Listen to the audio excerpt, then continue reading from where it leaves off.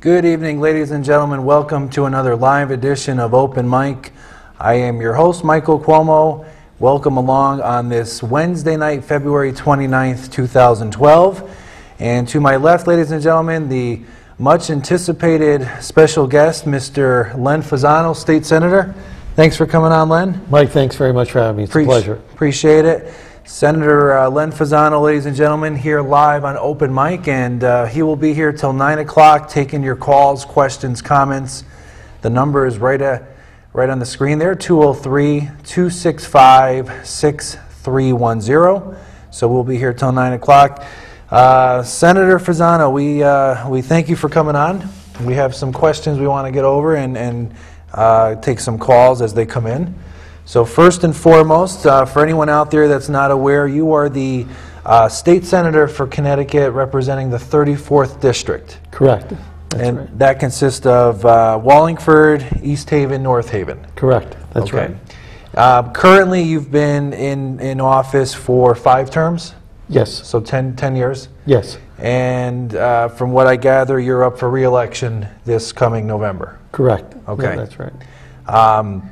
So this coming November, he is up for re-election, and just tell us a little bit about your tenure. You know, the past 10 years in office. What are some of the high points, low points that you've experienced? I mean, I'm sure you got a lot on your plate, as we'll find out. You do a lot of things and to keep you busy.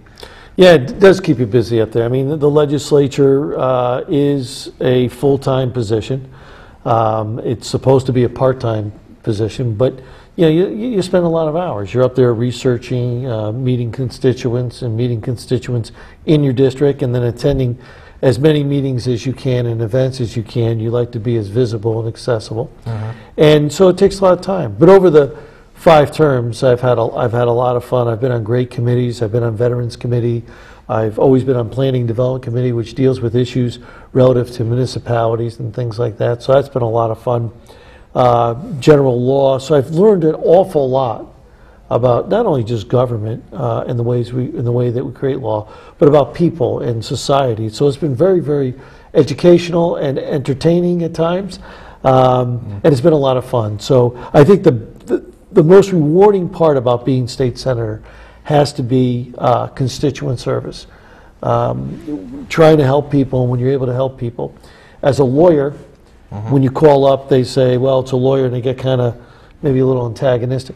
As a state senator, you're doing the same job practically as a lawyer, but it's a whole different feeling on the other side. You know, calling up an insurance company or motor vehicle or what have you. It's when you say Senator FASANO, it's how can I help? When you say lawyer, they put you on hold. You know, so it's that type of thing. So right. It is, but constituent service is what's great about it. Gotcha. Okay. Now let's talk quickly about you are an attorney. Is there any particular practice or specialty field or area that you practice in law? Well, I used to do a lot of trial work, okay. and then I used to do a lot of zoning work. But after becoming a state senator, both of which is very difficult to do, trial work is a lot of depositions, interrogatories, discovery materials. So and you have to have a lot of client contact. I think that being a state senator, you can't have that consistent, connection with the client. So I kind of backed off from that. So I was just doing zoning, and then zoning became not Attorney FASANO representing a client, but Senator FASANO, which I didn't think was fair to the client. So I stopped that. So now I do a lot of brief writing and strategy behind the cases at the office, which is not as much fun as it used to be, but I like writing, so that's been enjoyable. Okay. Now, Senator, just to go over, today you had a vote that you were referring to up in Hartford. Several things were up for both judges, amongst other things, if you want to quickly touch up on that. Right, I just got back from Hartford. We voted on 20 judges who go through Judiciary Committee for it to be screened, and these are appointments by Governor Malloy. He will appoint a slate of judges. They'll go through Judiciary Committee where there'll be hearings. The public is invited to come and say whether they like this judge or not like this judge. Then they get voted at a committee and they go to the House floor and the Senate floor. The House voted on them last week. We voted on them today.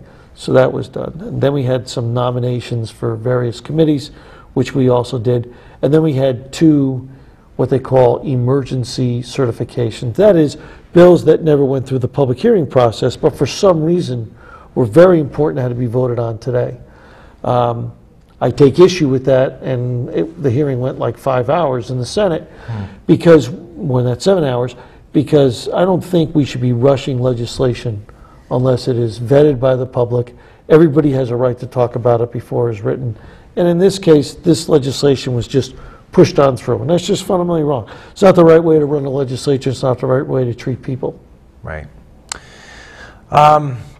Now let's talk about, well, actually, let's get to our first call, and then I want to get to your Silver Sands Beach Club affiliation. Okay, welcome, caller. You're live on Open Mic with special guest, Senator Len FASANO. Hi, Michael. Hi, Len. Hi, how are you? Hi, how are you?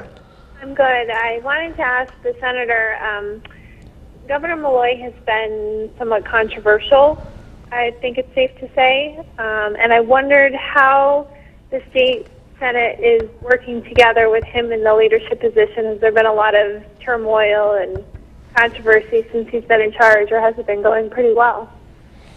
First of all, I thank you for that question, and I would say that it's good to see that there are people who really are paying attention, and I applaud you on this issue. In fact, today, you may be aware that a commissioner of DEP, who deputy commissioner on the energy side, was forced to leave after being appointed by the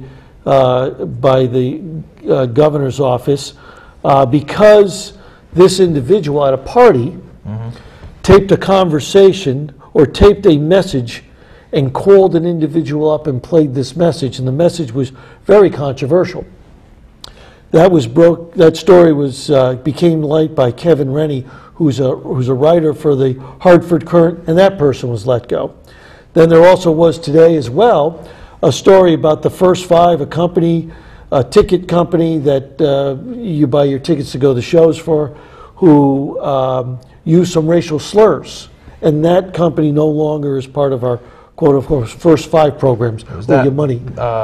David Yakuro? Yes, exactly. Yeah. That's exactly who it was. Yeah. And I agree. The way that Governor Malloy has sort of run his government with the Democratic majority is a one-party system, which is just not to engage the minority party, but to run through with what he wants to do.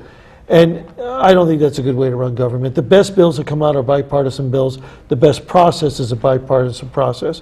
We have reached out to the governor several times, Senator McKinney, Representative Cafaro out of the House, to try to figure out if there's a way we can connect with him. The jobs bill that we just put out was a great bill. Republicans and Democrats getting together. Excellent. The budget, bad bill. One party, one bill. A lot of these appointments he's going to put through. But that's the privilege of being a governor, and I just think he's starting to say he needs to slow down, he needs to review his process, and I agree with that. Yeah. It was a very good question. It's frustrating as a citizen to feel like everything's going very one-sided, and it's like that in Washington too, so hopefully things will get better. And, you know, you're right. I will say this, Washington, Republicans and Democrats can't get together on anything. And that, to me, I blame both parties. Both parties. Yeah. We got together on a lot of different things up at the Capitol, Republicans and Democrats. So we do have ability to make conversation and government work. But I think Governor Malloy has led the charge on certain bills, whether it was the education bill or the budget, where he has left the minority party out, and both those bills have seen trouble. And can I just ask one more question, and then I'll stop tying up the phone lines? Sure. I just was wondering, I know there was a lot of uproar when the, and I'm not sure the technical terms, but basically the state income taxes increased, I think in July. Correct. And it was enforced retroactively. Correct. And I know there was some scuttlebutt about that being actually unconstitutional, and I don't know if anything ever developed from that. Or not, and I'll just hang up and listen to the answer. So thank you very much. Thank you for the call. that caller really is up to speed, Yeah. which is really great to see. And what happened was that Governor Malloy pushed through a budget which raised taxes in the state of Connecticut by $1 billion.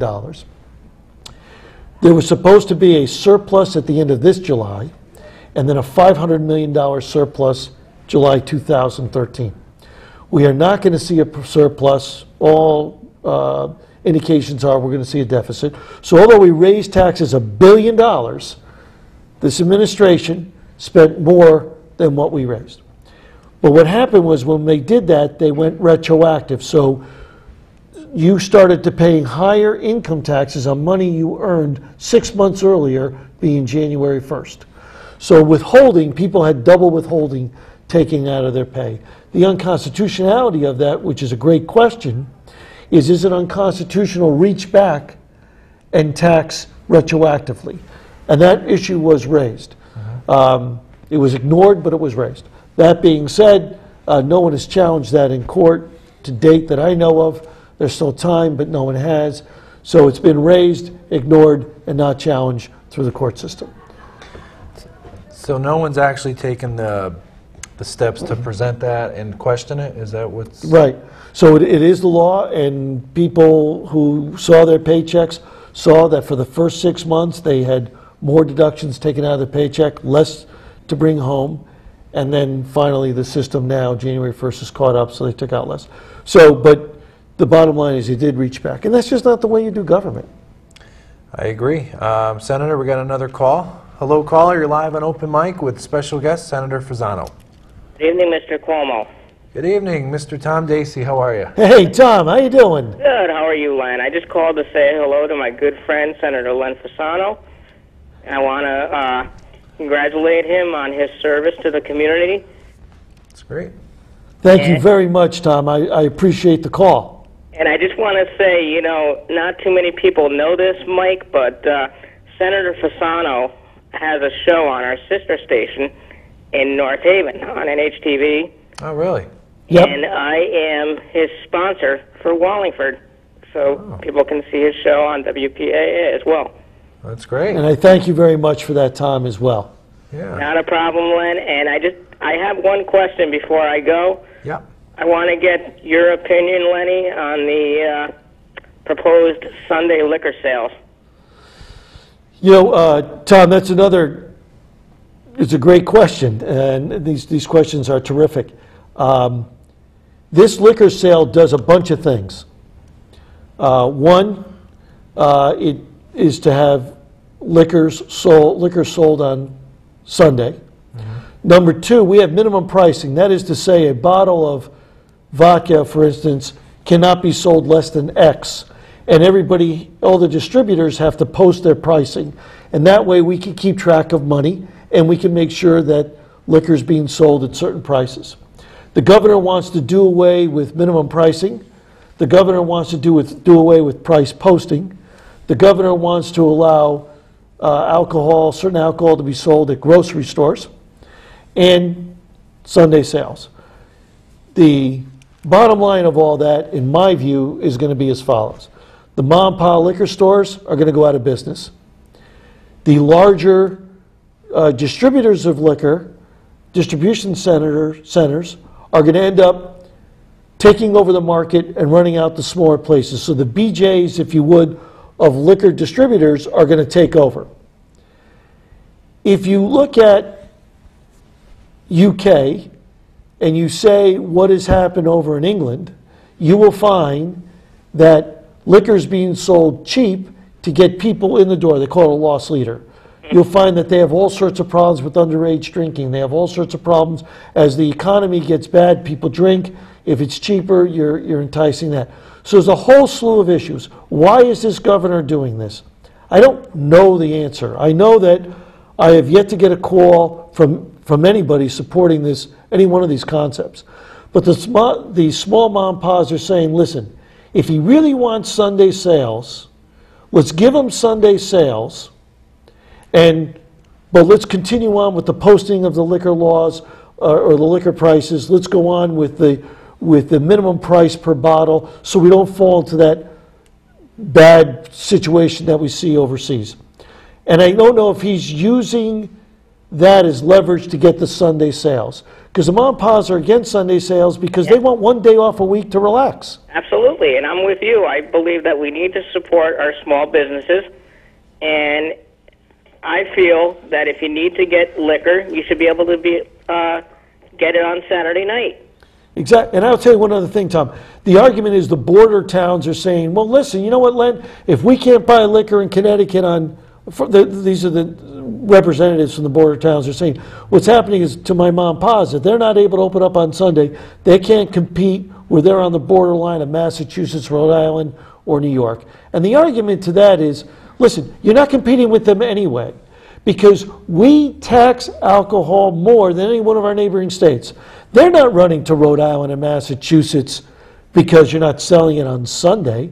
They're running because they can get the bottle $3 cheaper, $5 cheaper, because we tax them. In fact, Governor Lloyd raised the tax again on spirits. So they're not running there because they're not open on Sunday. They're running there because it's cheaper. So I don't think it's going to solve that problem. You're not going to see the revenue increase that we've seen. And I've talked to Craig, the social director here in Wallingford. He was just up there on Friday representing the town of Wallingford, saying he is against this as far as the town is concerned, and I support him in that. It's just a very, very bad idea. And so, Tom, I'm with you on that. I agree. But keep up the great work, and Mike, great show as usual. Thank you, Tom, for the call. Thanks again, Tom. Take care. All right, ladies and gentlemen, the number to call in, as viewers have been doing, 203-265-6310. We will be here till 9 o'clock taking your calls, questions, comments, etc., with special guest Senator Len Fasano. If I could, Senator, I wanted to give a quick shout out to my grandmother. Yes. My grandmother Philomena, who is turning 80 years old today. God bless her. Happy birthday. Born I'd sing, but trust me, you do not want me singing. Yeah, I want people to watch next week again. No, she's born on leap year, so I actually have the math that she's 20 years old. I like that. 20 years old. I'm actually older than my grandmother. That's a whole different show. Let's get to another call here. Hello, caller. You're live on Open Mic with special guest Senator Fasano. Listen, I only drink heavily on Sundays when the New York Jets lose. Maybe, oh, you're a Jet fan, huh? Yeah. Have it closed every other year, maybe during football season. Mr. Ed McCarver, how are you, sir? Good, gentlemen. Good program. I just had one question for Len, and I wanted to hang up and listen to the answer. Len, I saw your letter to the editor yesterday about the regional post office closing down and what's going to happen to the people there, and I think all the post office workers. I know it's something you feel passionately about, and I just wonder: is there a future for these long-term employees? And Mike, I know the phones are ringing off the hook, so I'm just going to hang up and listen to the answer. Hey, Ed, it's good to hear you again. I haven't talked to you in a while. How you been? Oh, you remembered me. Sure, I do. I appreciate that, Lenny. Yeah, no, absolutely. Thank you for the call, Ed. So we're going to talk about this, the post office being closed. What's your take on that, Senator? Well, you know, here's the problem with the post office being closed, especially the Wallingford one. I mean, come on. These guys were hit by anthrax. Yeah. They didn't miss a beat. Yeah. The mail went out. I mean, anthrax. Right. You know, and they said, listen, what year was that? I remember. You know, now you're going to get me on the year. 7, 8 years ago, at least. Yeah, I would say. Well, it was after 9/11, a year after 9/11. 2003, maybe. Right? Yeah, 2002, 2003. But they didn't miss a beat. Right. And what's amazing is these people showed the fortitude and respect for delivering that mail. Yeah. And they're one of the first major post offices cut. And why are we doing this to the post office? Because there's a law that says the post office must pay their benefits in advance. So January 1st comes around, the post office forks up $5 million for their benefits, or whatever the number is, for an advance of what they owe. No agency does it. No other government agency does it. And what happened is they found out through an audit that they've overpaid all these years. Well, rather than the money going back to the post office, the government says, well, it's overpaid, but it's U.S. money, and they took it. If they gave that back to the post office, we'd be in business. So it's illogical to do it to them. Congress ought to change the law so they don't have to pay in advance, and then they'll show a plus side on their balance sheet. They overfund it as it is. And I'm not against funding it because we should fund it appropriately, but we shouldn't overfund it. And they shouldn't have to pay it in advance before knowing what you really owe. And that's crazy. And that's what's really hurt this post office. So you have all these people out of work, and that's just fundamentally wrong. But correct me if I'm wrong, Senator, did the people that are losing, well, I'm sorry, the post office is closing in Wallingford, but there's no jobs being lost because they're being transferred to Hartford? Is that correct? Springfield. Oh, Springfield. They may be transferred to Springfield, but there will be some jobs lost because not everybody's going to be able to be transferred, number one. Number two, I don't know if that's feasible in the long run for this transfer to happen. So, and you know, we're sending, the way the whole mail system works, it just doesn't make sense that we're closing Wallingford to send the mail up to bring it back down to this area. Right. So the real answer to this is we need to change the congressional laws. Congress has got to get together, change these benefit laws, allow them to pay like everyone else pays, and out of respect for those workers and the respect for this post office that did an unbelievable job during this anthrax. Yeah. They should not be one of the first closed. They should be hailed as being true, hardworking folks that they are, and we should wait and then we see where we could maybe cut someplace else. But these people have shown the fortitude. And it seems like lately the post office, not just this Wallingford one, but on a national level, has been under a lot of scrutiny. You know, there's talk that they're going to stop Saturday mail. There's talk that they might do every other day. It's obviously losing money. It's a government-run entity that's losing money, like most government-run agencies. Right. I mean, government is the worst employer that there is because they run everything in a home. Exactly. And, you know, a lot of it has to do with the internet and Facebook and emails and, I don't know, I don't tweet, but there's a Twitter thing out there, and there's a texting, which you have to do if you have kids, otherwise you can't talk to your kids. Yeah, right. If you can't text, you can't talk to them, because I'll text them, or I'll call them, and they'll text me and say, Right. Dad, what do you want? And I said, well, that's why I called, pick up the phone. Right. I'm not here. But, you know, with all these things, I think we have discounted the mail. We've also, and I'm guilty of this, that you know, rather than sending the personal note, which is much nicer and more personable, people email somebody a thank you. And we're losing that art of letter writing, and I think that's kind of sad. But that stuff is all eaten away. Although I think I get more magazines now and that other, I don't want, junk mail, for lack of a better term, than ever before. Right.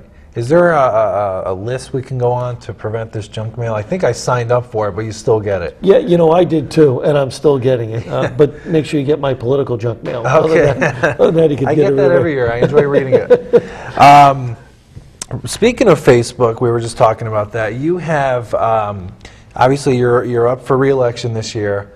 You want to get your name out there via Facebook regarding your campaign. So in addition to Facebook, let's start with that. You have a Facebook account set up. Right. So if people want to reach you on Facebook, it's just Senator Len FASANO? Well, it's FASANO for State Senate. Okay. Is my Facebook page, which is my campaign state Facebook page.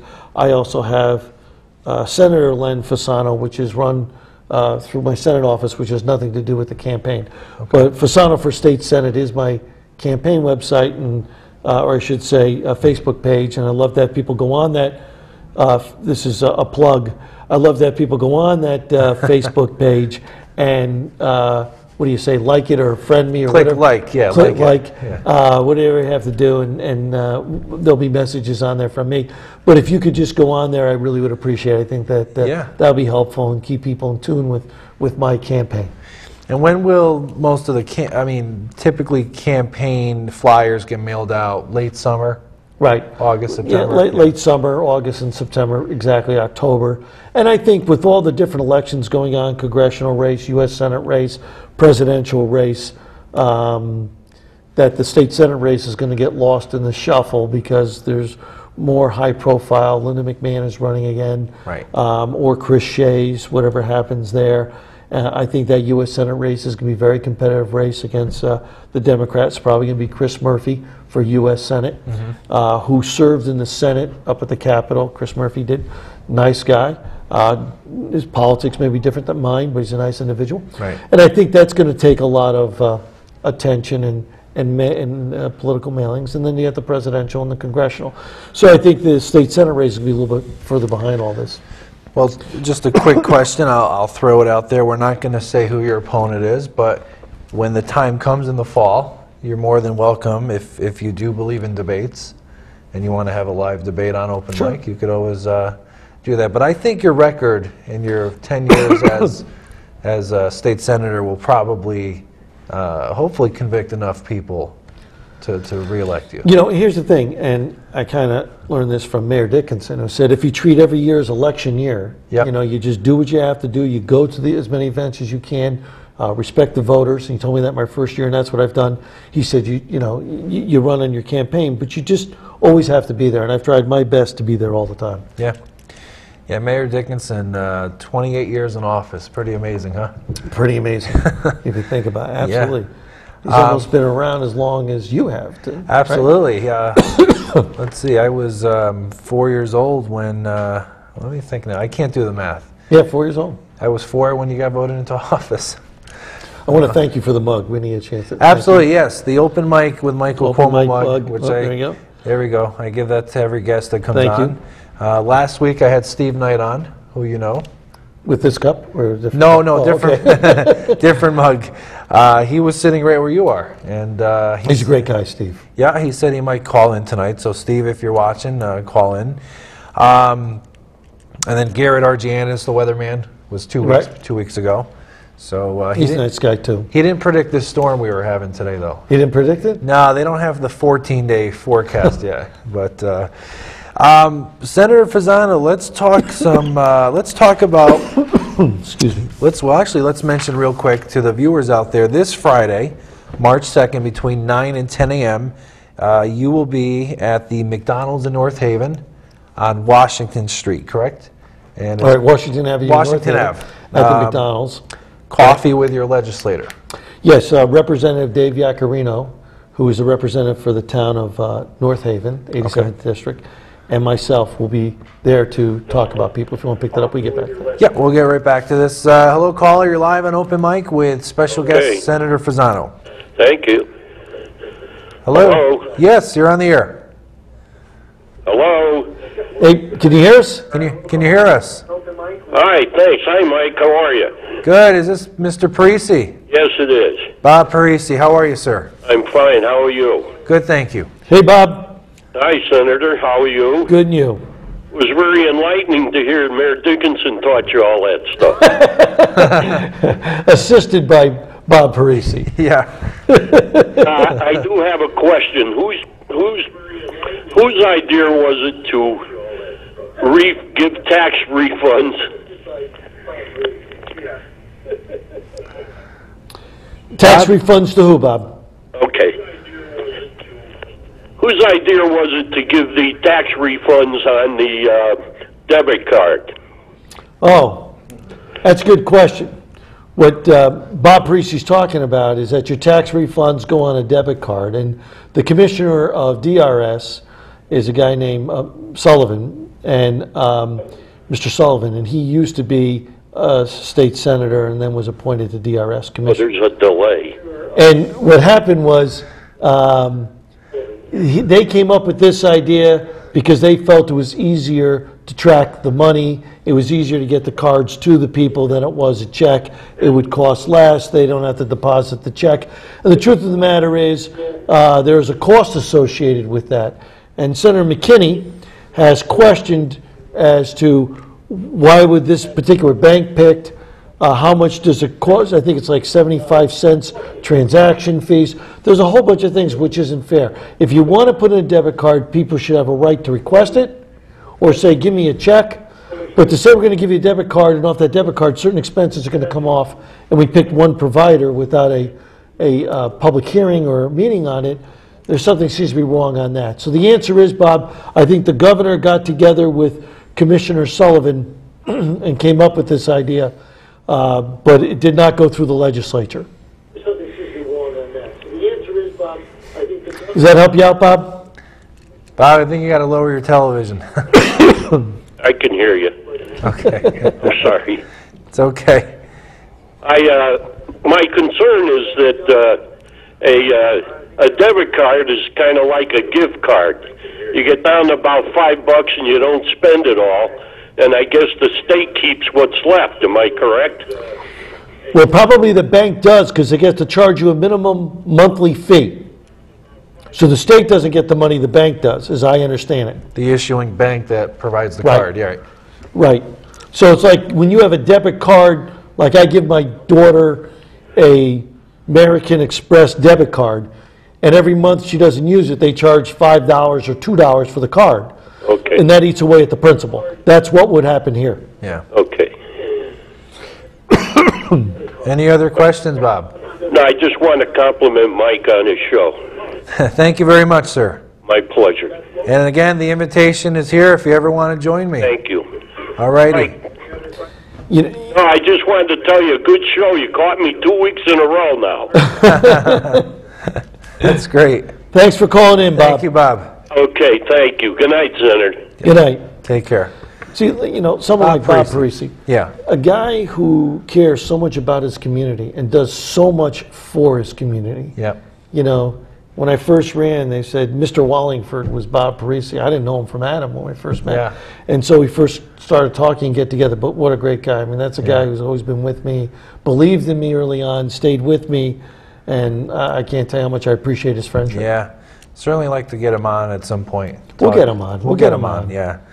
We'll talk to his wife, Joan. We'll get him on. Okay. Well, real quick, I was mentioning coffee with your legislator. Right. That is this Friday from 9 to 10 at the McDonald's on Washington Ave in North Haven. You'll be there with other legislators? I'll be there with Representative Dave Yaccarino, Okay. who's the representative for the entire town of North Haven. Yeah. But if you're from Wallingford, it doesn't matter, or any part of the town or state, you want to come down from that 9 to 10 at McDonald's on Washington Avenue, I urge you to come down. We'll talk about anything you want to talk about. We'll talk about the budget, we'll talk about politics, we'll talk about whatever you want to talk about. It's kind of like open mic at McDonald's. That's right. Absolutely. Do you want fries with that? Okay. All right. So there's the number, ladies and gentlemen. Give us a call, 203-265-6310 with Senator Len Fasano. We will be here for about another half hour taking your calls, questions, comments, etc. Senator, your involvement with the Silver Sands Beach Club. Right, right. Let's talk a little bit about that. I actually grew up in East Haven, over by the airport, and I've been to this club as a kid.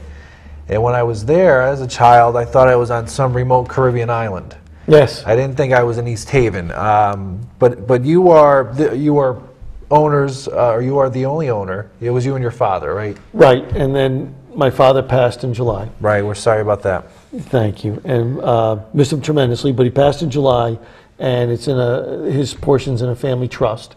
But I run the club, and then we got hit by Hurricane Irene, which really did significant damage to the whole shoreline. I mean, people lost their houses, which on Cozy Beach, which is just everyone probably saw the pictures of these houses. I mean, This was just near gone. Dr. Mel lived, right? The club is very near Dr. Mel. Right. Absolutely. The late Dr. Mel, yeah. Yeah, and the devastation, and even where Dr. Mel lived, is pretty horrendous. And people lost their homes and their valuables, and Yeah. you know, it is very, very sad. And there's not.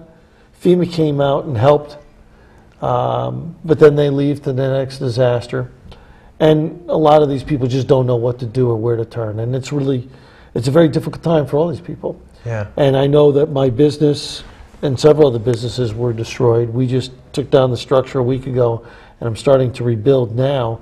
Didn't get a lot of FEMA insurance yet, hopefully will. But, you know, these are the realities that I'm facing, that these people down on Cozy Beach are facing as well.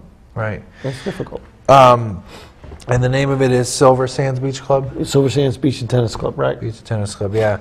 And what are some of the activities that go on there? You got a tennis club, you got the We got the beach. tennis, we got the 2 heated pools, we got a kiddie center, we've got a restaurant, we've got a beach bar, we've got racquetball courts, volleyball courts. you name it, bocce, you name it, we have it.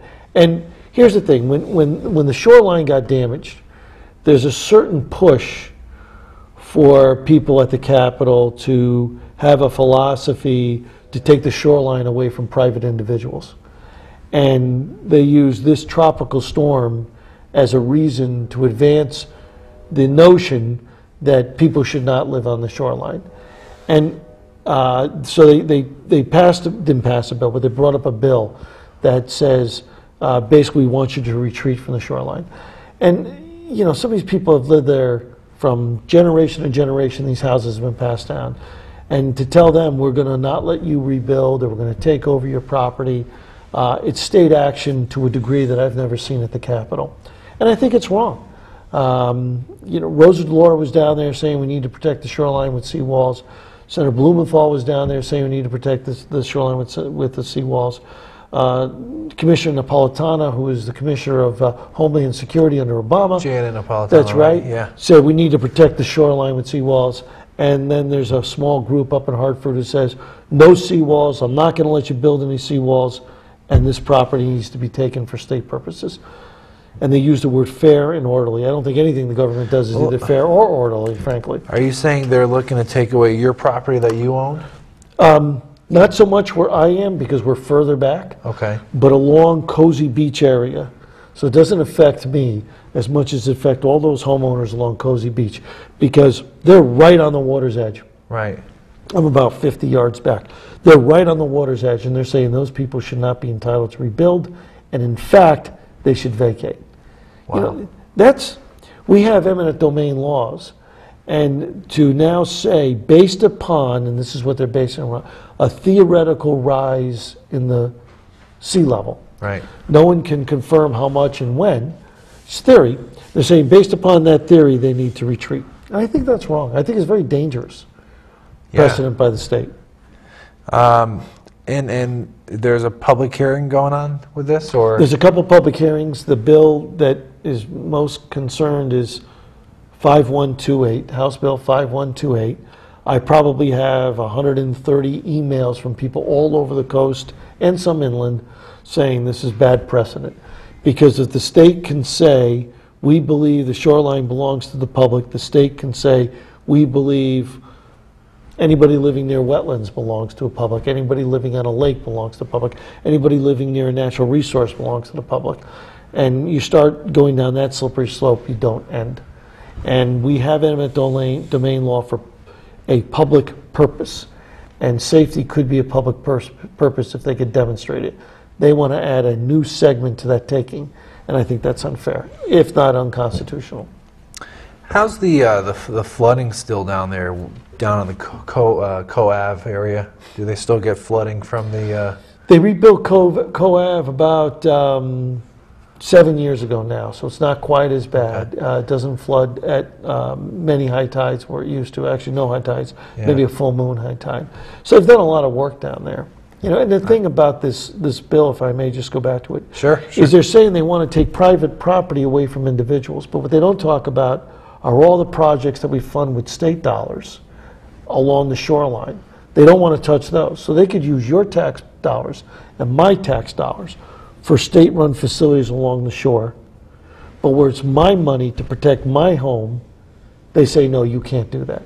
So it just doesn't make any sense. Yeah. This is a policy that's run amok. And I don't think the legislature is going to pass this bill, at least I hope not, and I don't think it will. There should be some conversation about shoreline in the future, but not I'm going to take your house. Does Governor Malloy have anything to do with this? I have not had the opportunity to find out how he weighs in on that. I don't think he's pushing the bill. I don't think the Department of Environmental and Energy Protection is pushing the bill. I think it's some outside source that I haven't really delineated yet. But I'll find out before session's over where it's coming from. What's the general consensus in the state Senate, whether you're Democrat or Republican, regarding Governor Malloy's job? You know, he was the mayor of Stamford for a while, Right. and got voted as governor against Tom Foley. Right. You know, I personally, I always try to be down the middle of the road here and not give any biased opinions, but let me just say I didn't vote for Governor Malloy. I voted for the other guy, for Mr. Foley. So needless to say, I was a little upset that Governor Malloy was elected, and some of the things he's done have really upset me. But I don't know what the general feeling is around the state Senate. I mean, are there people that are actually happy with what he's doing? I'm sure there are people around that state Senate and the Capitol who are happy with what Governor Malloy is doing and feels that he's put us on certain right tracks. I don't think that every decision he's made, every legislator, Republican or Democrat, are going to say he's done a great job. I will say that I think that when he first gave his speech, what happens is the House and the Senate get together and the governor addresses both chambers in February. And when he addressed us both right after the election in February, he said something that stuck in my mind that I really liked. He said, there are no Republican ideas, there are no Democrat ideas, there are just good ideas and there are bad ideas. I'm a firm believer. If you look at my record, it's not a question of whether the law was presented by a Republican or by a Democrat. It's whether it's a good bill or a bad bill. That's all that matters to me. Right. First, does it help my district? And second, does it help the state of Connecticut? I don't care who presented it. I don't care where it came from. Right. And he said that. And I honestly believed, I said, you know what, that's pretty good. I kind of like that. And if he does that, I think this could be a real open relationship. And out of the box, he came out with a budget and told the Republican leadership, I don't need to talk to you because you guys will never raise taxes, so I don't need to talk to you. And that's almost verbatim what he said. One, he was wrong in that assumption. You cannot cut your way out of a $3 billion debt. We recognize you have to raise taxes. So we would have relented on the tax issue, but he cut us out of the conversation. We never reviewed the budget. We got it 24 hours before we voted on it, and I just think that's wrong. I don't think that's the way you run government. Now, if you talk to us and we can't come to an accord, Yeah. well, reasonable people can differ, and then you do what you have to do. But when you don't have conversation, and now his budget is failing, and I think it's failing because without the proper people to look at it from different perspectives, you can't make an intelligent decision on what is good, no matter what the issue is. And I certainly won't put you on the spot, but my feeling of what I interpret by seeing Governor Malloy is it's either his way or the highway. You know, the way it seems like he's very, strong, very opinionated, and he keeps to what he wants to do. But I don't know. I don't know if he'll be a two-term governor. Let's just leave it at that. His view has been, if I'm a one-term governor and I do what I think is right, I'm okay with being a one-term governor. Yeah. And whether he is or not, history will be told in the next 4 years. But I think that you're right. I think he does have firm convictions. And if he's on a road that he thinks is correct, there's nothing that's going to stop him from going forward on that road. You could look at many of his decisions. He has a First 5 program where the first 5 best companies to do so many jobs get a ton of money from the state. Well, that's okay, but the companies that are here need help. Manufacturing companies need help that's here. Why are we looking to bring outside people in, which is good to do, but we should also be looking at those who have sacrificed to stay in Connecticut. It's very tough to run a business in the state of Connecticut. I run a business. I know how tough it is. Right. It's extraordinarily tough to run a business. But he has certain ideas, and you're right, he's going to go forward with those ideas no matter what people think. And I don't think that's necessarily the right thing to do. But he's the governor, and along with the victor comes the spoils. So he gets to do what he wants to do, and we can do the best to talk about it, but yeah, it's good to be king. It's good to be king. They had him on a radio clip of a speech he gave or an interview, and he used the word in a 2-minute segment about 53 times. he has that habit. He's been trying to break it. He's gotten a little better. Some of it he says is a result of some afflictions he had as a child that followed him through adult. And but I got to tell you, here's the thing.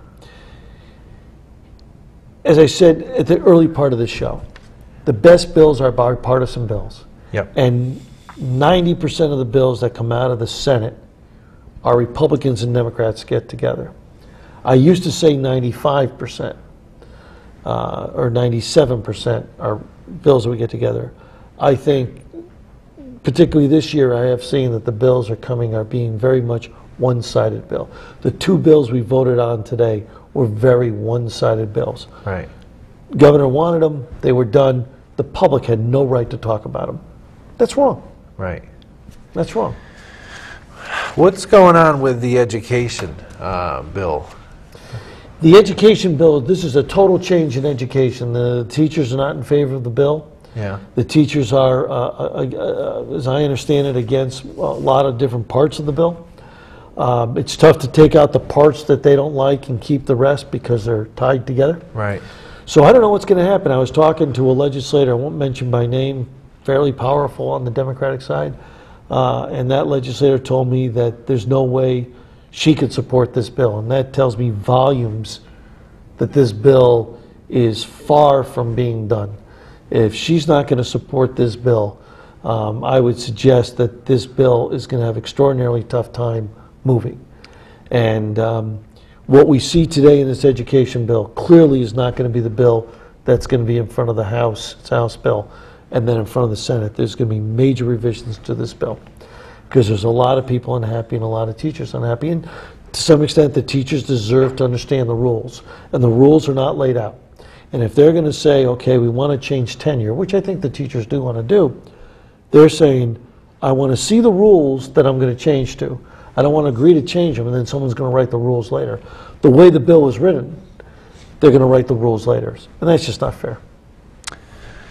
Well, we have about another 12, 13 minutes left in the program. It went by quick, as I was explaining to you prior to the show. It does go by quick. Very quick. Just for the record, I was going to say that you, I don't know if anyone's ever told you this, but you resemble a much younger looking Tony Bennett. Well, see, that gets back to my singing. You really don't want that part of it. Well, the audience here, he agrees. You look like a young Tony Bennett. Young Tony Bennett? Yeah. I'll take that. I see that. I actually saw Tony Bennett. He came to the Oakdale. Yeah, he did. That's right. Yeah. Summers ago, I went to see him. Yeah. Really, really great show. Well, he still has a good voice, though. Very good. Yeah. And I don't know if anyone heard today. We lost. Speaking of singers, we lost the guy from the Monkees, Davy Jones. Davy Jones. Thank you. Did you hear that he passed away? Yeah, I heard he passed away. 66 years old, so. Of a heart attack. Heart attack, yeah. You know how quick that went. I mean, I know. You're probably too young to remember the series The Monkees. I've YouTubed them.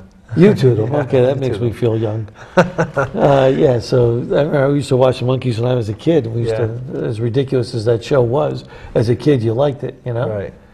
So. I think we got, let's talk quickly about this. And again, if you have any calls for Senator Fasano, number's 203-265-6310. Just to quickly recap, next week I won't have any guests on open mic. I've had guests on the last 3 shows. I'll be flying solo next week, but with the help of Senator Fasano and sending out some emails out there, I'm hoping to get more guests lined up as the year goes on. So. Just stick with me and hold tight there. Again, if you have any questions for Senator Fasano, the number's there, 203-265-6310. Let's talk quickly about this cord blood program. Right. Which I didn't know anything about it. I'm assuming most viewers wouldn't know about it. But if you want to quickly tell us what that's all about. Cord blood program actually was started by a group here in, there in North Haven. Okay. There was a young girl who, at the age of 2, was diagnosed with leukemia, and she had had the radiation. It didn't work. She then did the bone marrow transplant. It didn't work, and they found out that you could use cord blood cells, which are kind of like stem cells, but they come from the cord, from the umbilical cord. Okay. And there was a match. They do the match very similar to bone marrow. And they put him in this young girl, and she lived for a little while longer, but unfortunately she passed. Wow. The question was whether she got it early enough, that would help. So from that, they came to see me, and we put a bill out there that I got passed, that in a pamphlet in your 8th month OBGYNs need to give to their patients notice that there's this cord blood ability out there. You could preserve your own cord blood or do a public bank. That began my interest in cord blood. And what happens is after birth, the umbilical cord gets tossed away as garbage. But within the umbilical cord, there are nutrient cells that are like stem cells that can be extracted. And then they can be frozen. And then you run it, as I said, like the bone marrow for a match. And you could help kids and you could help adults. Connecticut does not have a public cord blood bank. Now what happens is if two Caucasians had a baby and they used their cord blood for themselves, not a lot of need because there's a lot of that around. Right. The more complicated the genetic makeup and the more minority in the genetic makeup, the more important these cord blood cells are. So the idea was to establish a public cord blood bank with UConn and Yale. There'd be 2 fixed sites, one in Hartford, one in New Haven, and then there'd be satellite sites. So if you were giving birth at St. Francis and you wanted to donate your cord blood, we would send people up there, grab that cord blood, get it frozen, and have it held. And then that would add to the ability to have more of a match. So this was an outreach program to all sorts of classes of people to help them. And when we brought the bill up, it took 2 years to get it passed. We worked with Yale professors and UConn professors. We had people all over the country coming to Hartford to testify. We had a great group of people, and we managed to put this bill in. And I'm very thankful we did. It's on the books. The group's been picked because certain people make selections. Now I have to get about $250,000 I got to find, but there's some groups, Cancer Society and others, who are willing to donate some money to this group. Once they get going, it will be self-funded, but I have to get the money there to get them going. And it's an amazing thing because from here through eternity, you don't know how many people you are going to save their life by virtue of this. That's and great. Otherwise, this material just gets thrown away just like garbage, and that's a waste. Absolutely, and not that it's the same scenario, but last week when I had Steve Knight on, he was talking about a charity that he works with called Holy Joe's Cafe, in which they started something where they send pallets and pallets of those K-cup coffees to the troops over, Afghanistan, Iraq. So what started out as a simple idea that most people would have overlooked has now become something that is just amazing. So this would be great if you get the funding for it. Yeah, you've heard stem cells, and that's a little controversial in terms of embryonic stem cells. Right. And that's very controversial. This has nothing to do with this. This is coming out of the umbilical cord, which is material that's thrown away, and we're getting some nutrient cells.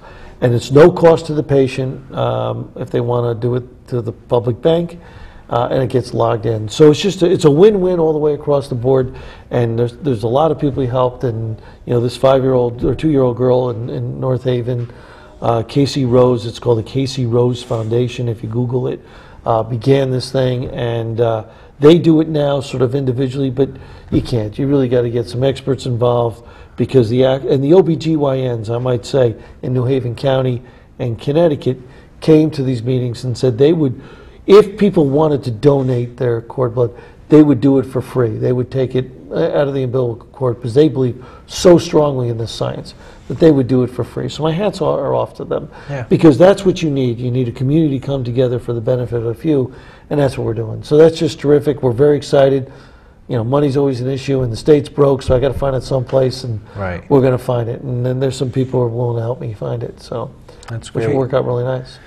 Well, in the last couple minutes, I just wanted to ask you if anyone's curious. I was prior to the show, and I was going to have you just explain what a typical day is like in your life. Start to finish. What does it typically entail? Well, because I have the law practice, I usually get to the office about 7:15 in the morning, and I get up and try to have coffee with my wife first and sort of start my day with her. I was going to mention, you want to quickly talk about your wife and kids? Right, I've got 3 children. One's with nursing school, one's at college, a junior, and one's a senior in high school.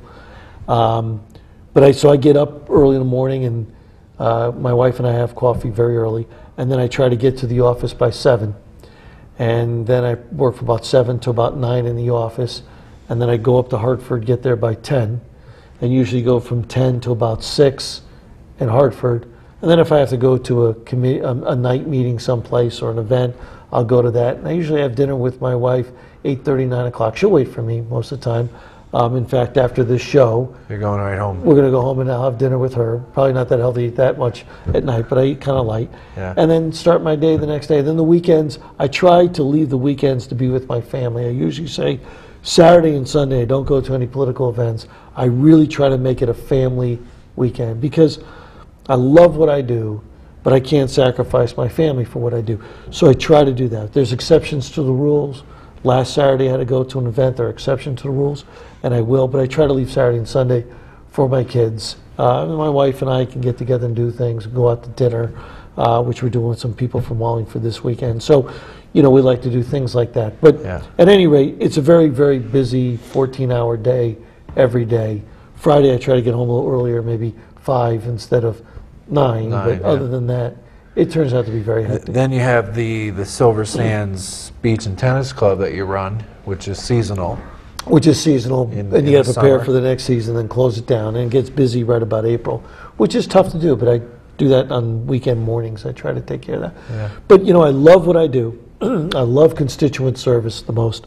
And so, excuse me, the work that I do is very enjoyable. Yeah, that's great. Well, we just have a couple minutes here, Senator. I want to thank you, obviously, for coming out, taking time out of your busy schedule. I hope your wife won't be upset with me that I kept you here so late. The cavatelli and broccoli are getting cold, That's true. Now, your law office is in North Haven? New Haven. Oh, New Haven. Okay. Yeah. It's a small office, but that my partner and I, a guy I've known since high school, started, and we've been best friends since high school. So it's kind of fun to do a practice with him together, which has been kind of cool, and our kids kind of grew up together. It's amazing how many law offices in New Haven there are. And I'm on Attorney Row, which is Orange Street. There's like Oh, yeah. law office, Yeah. right off Exit 3. So, Yeah. but law. I love practicing law. I find it very imaginative and fun. And maybe that's why I decided to get into politics. I think it's also fun and imaginative. Real quick, your presidential Republican nominee prediction? Who do you Romney. think? It is, you think And I Romney? think it's going to be Romney. I don't think that they could. I think that the effort is there to put Romney in. I don't know how Gingrich is going to play into this, but he'll have a play at the convention. And I think there'll be some drama at the convention. It'll be a very lively convention, which is nice. Nice to You're see. referring to the Super Tuesday coming up? This Super Tuesday, and then the Republican convention in the summer. Yeah. 4 years ago, I got to go. It was really kind of exciting. I don't know if I'll go this year, but it was really kind of exciting 4 years really? ago.